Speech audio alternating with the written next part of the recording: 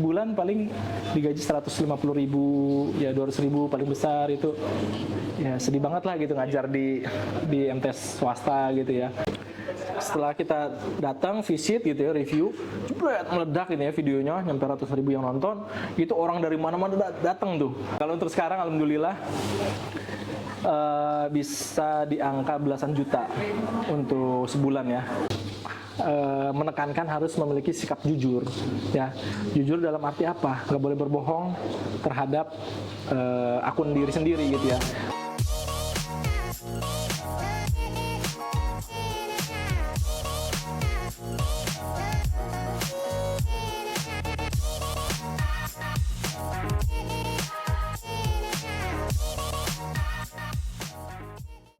Hai, kenalin, saya Firza Muhammad Firdaus, dikenal sebagai content creator di akun @firzareview.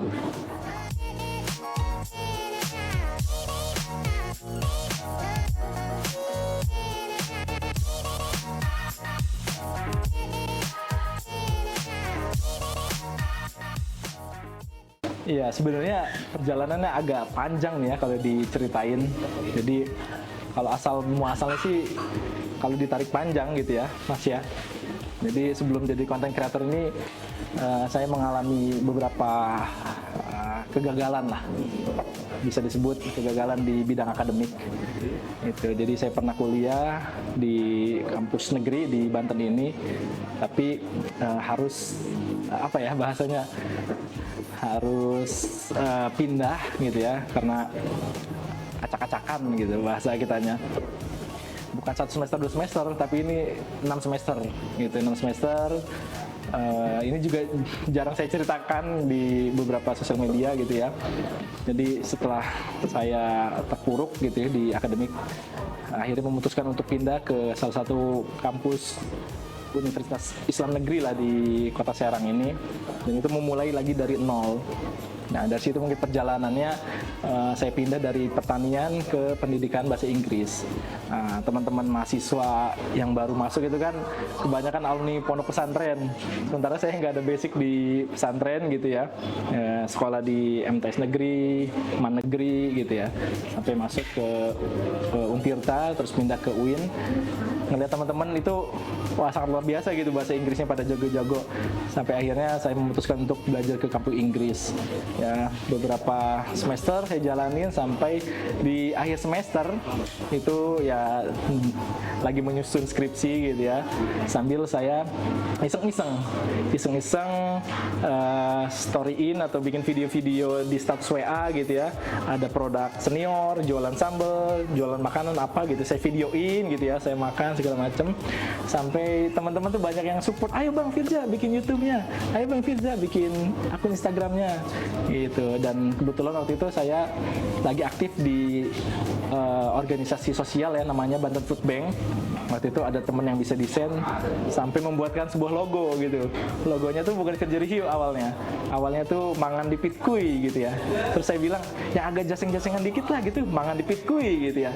Tapi karena di status WA saya, di story Instagram saya itu biasa nyebutnya balik lagi bersama Firza Review, balik lagi bersama Firza Review. Udahlah Firza Review aja gitu, karena Firza Review itu kan luas ya, bisa produk, bisa gadget segala macam.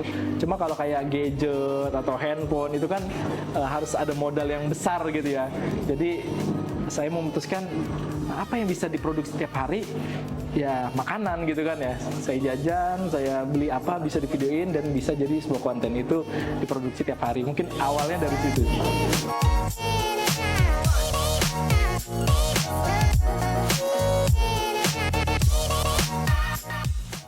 Jadi karena basic saya di pendidikan, jadi sebelum menjadi influencer sebenarnya basic saya ini di guru gitu ya. Jadi profesinya sebagai guru, sempat ngajar di MTS swasta dan juga di bimbelan gitu ya.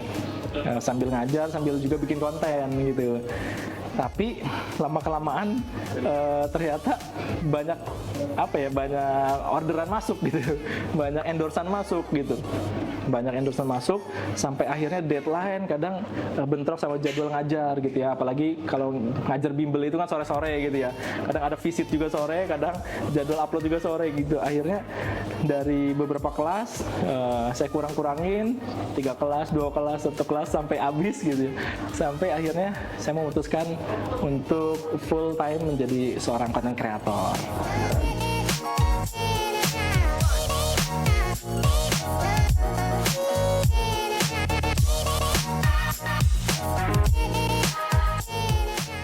Jadi kalau bicara titik balik, sebenarnya titik baliknya itu pas tadi ya, pas saya pindah kuliah, kuliah saya acak-acakan gitu ya awalnya.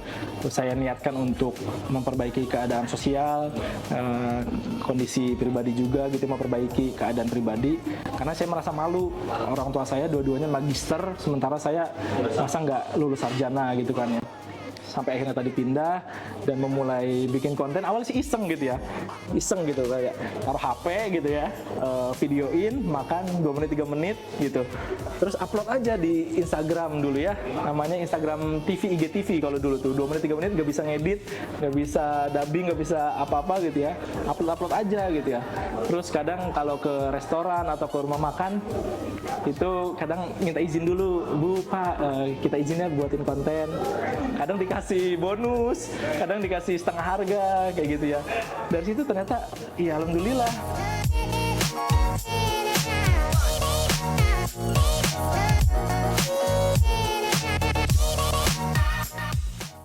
Saya datang ke salah satu restoran burger gitu ya di daerah Ciracas. Saya nge-review yang varian burger killer yang paling pedesnya. Saya makan, saya upload gitu ya.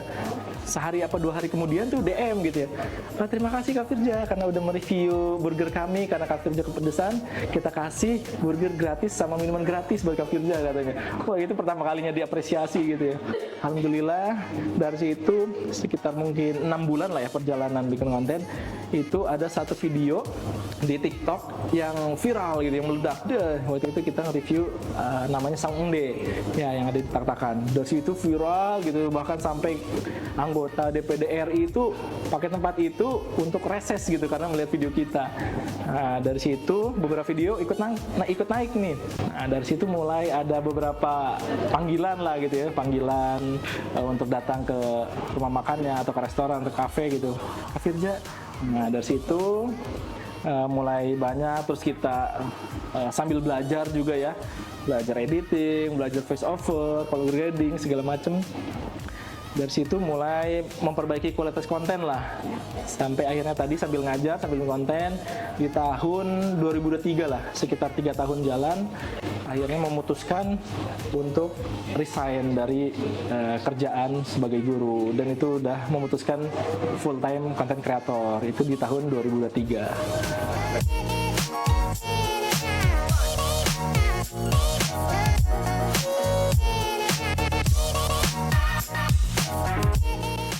Karena kita tahu ya, mohon maaf gitu ya, bukan mengesampingkan apa namanya pekerjaan sebagai guru, tapi ya kita tahu sendiri, mohon maaf gitu ya, untuk guru sendiri kita tahu honornya segimana gitu kan ya, apalagi ngajar di tempat orang, di MTS, saya waktu itu MTS swasta, ya Allah itu gajinya mas, sedih lah kalau diceritain gitu, sebulan paling digaji 150.000, ya 200.000 paling besar itu, ya sedih banget lah gitu ngajar di MTS swasta gitu ya, ya di bimbelan juga ya nggak seberapa gitu kan.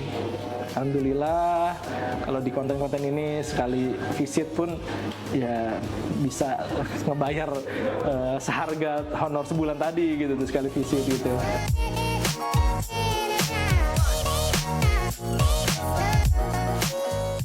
Ya, omongan-omongan dari teman-teman itu sebagai stimulus lah, sebagai suplemen penyemangat kita sebenarnya ketika ada yang mengkritik ataupun ngasih komentar negatif. Bahkan dulu itu sempat merasa apa ya, pesimis lah, merasa pesimis. Pesimisnya kenapa?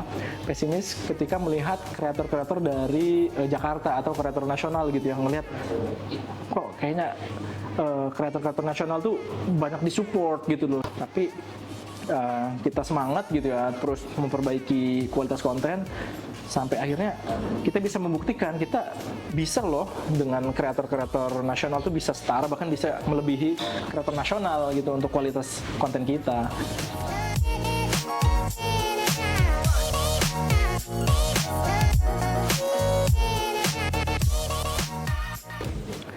Setelah kita datang visit gitu ya, review, meledak ini ya videonya, nyampe ratus ribu yang nonton. Itu orang dari mana-mana datang tuh. Ada orang dari bank, katanya dari Kota Serang, ada dari Balaraja, dari mana tuh datang ke tempat tersebut gitu. Itu yang sekitar tahun 2023 lah, ingat.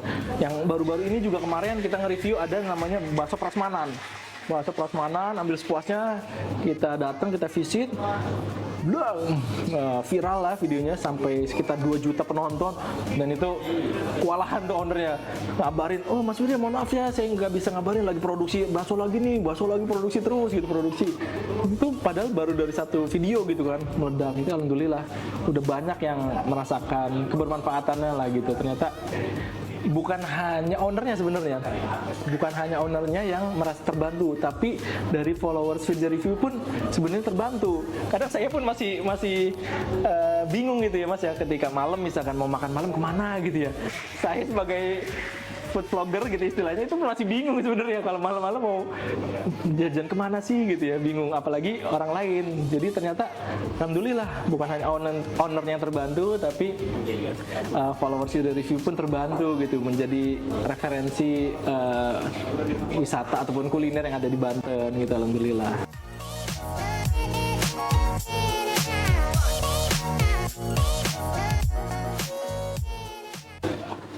Iya, kalau untuk income atau pemasukan, jadi sebenarnya untuk awal-awal ya, awal-awal kita pas pertama kali ngasih tarif atau ngasih rate itu sekitar 25.000 untuk sekali konten gitu ya, ada yang dikirim ke rumah.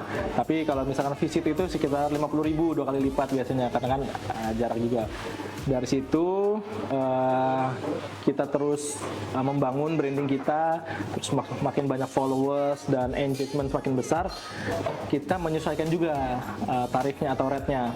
Dari yang mulai 1.000 followers, 5.000, 10.000, sampai sekarang hampir 100.000 ya di TikTok itu. Jadi kalau dihitung-hitung nih, kalau untuk sekarang alhamdulillah bisa di angka belasan juta untuk sebulan ya, untuk di tahun ini nih ya. Kalau tahun-tahun kemarin mungkin di sekitar 2 kali UMR lah, dengan UMR sekarang bisa di belasan juta dalam sebulan.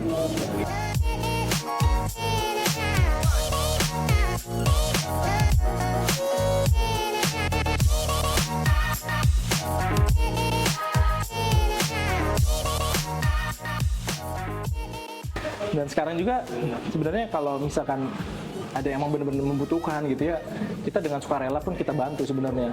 Jadi nggak melulu soal tarif, nggak melulu soal endorse gitu ya. Kita pun punya punya kegiatan sosial lah gitu untuk membantu para pelaku UMKM.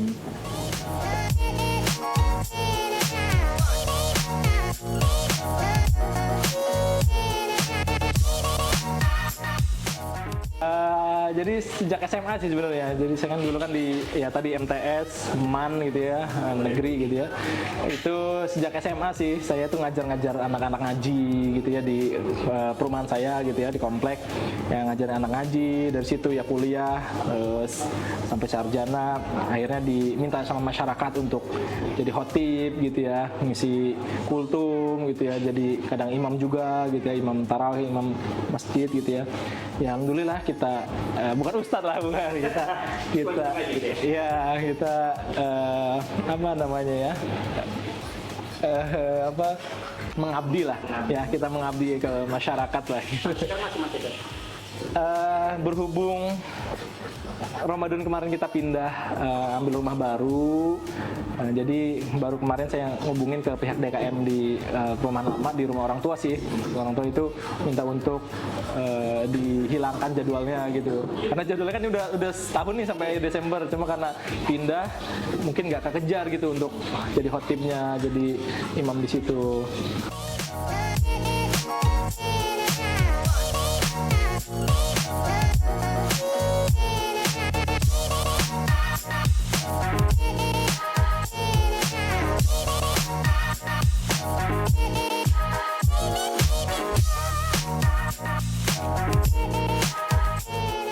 tipsnya buat teman-teman yang ingin menjadi seorang influencer atau content creator, yang pertama yang pasti ya, saya itu menekankan harus memiliki sikap jujur ya.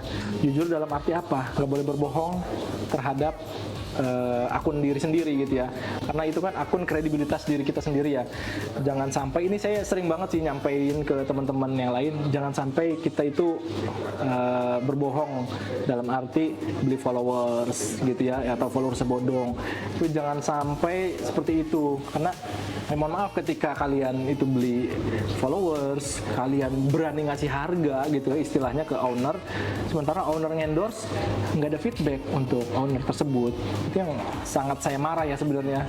Jadi saya pun memantau nih beberapa akun, sering saya pantau gitu ya, tiba-tiba ada yang akun muncul segala macem, ternyata setelah di cross check gitu ya, followersnya bodong, followersnya bule segala macem, itu bahkan mereka ngasih tarif nggak kecil loh, bahkan lebih besar dari saya waktu itu ya. Saya sempat mencocokkan gitu kan ya, gila nih berani banget gitu, followers bodong ngasih tarifnya lebih mahal dari kita yang pure, yang organik gitu ya. Itu yang pertama, harus jujur. Yang kedua itu ikuti tren ya. Ikuti tren tuh ya itu menyesuaikan waktunya aja sebenarnya kalau tren itu. Tapi yang lebih penting adalah kita itu follow akun-akun serupa sebenarnya. Kalau misalkan saya di food vlogger gitu ya, followin tuh akun-akun yang konten-kontennya serupa gitu ya. Dari situ kita kita belajar gitu, belajar bagaimana cara pengambilan videonya, pengemasan videonya, narasi videonya, hooknya dan segala macam gitu ya. Itu kita ikutin di situ. Nah, dari akun-akun serupa. Yang ketiga adalah konsisten gitu ya. Jadi sama dulu juga, nggak tiap hari seperti sekarang gitu ya. Dulu kadang seminggu sekali atau 2 minggu sekali gitu ya kita jajan baru upload. Tapi kalau untuk awal-awal sebenarnya untuk ngebangun itu bagusnya sehari sekali minimal ya. Kalau lebih bagus lagi sehari 2 kali gitu ya. Siang sama malam upload, siang sama malam upload gitu. Setelah konsisten, yang keempat adalah kolaborasi. Nah, ini yang sering saya gaung-gaungkan ke teman-teman. Jadi ya silakan aja gitu ya, ya mau sendiri silakan. Tapi sekarang tuh masanya bukan lagi bersaing gitu loh. Akun ini merasa tersaing. Udah bukan zamannya, sekarang tuh zamannya kolaborasi gitu tuh. Akun kita sama akun yang lain, selebgram lain atau tiktokers lain atau influencer lain, itu ayo sama-sama gitu kita kolaborasi untuk sama-sama besar gitu tuh. Jangan ini mah saling cemburu, saling apa. Emang dulu pernah gitu ngerasain kayak, ih kok dia mah diundang kita mah enggak, sempat merasa ya kayak iri lah gitu ya. Tapi ya kita evaluasi gitu ya, kita muhasabah, kita istighfar lah gitu ya. Ternyata nggak boleh kayak gitu kan ya, rezeki ya udah masing-masing. Kenapa nggak bisa kita kolaborasi aja gitu sih. Menurut saya ada 4 tips untuk menjadi seorang content creator.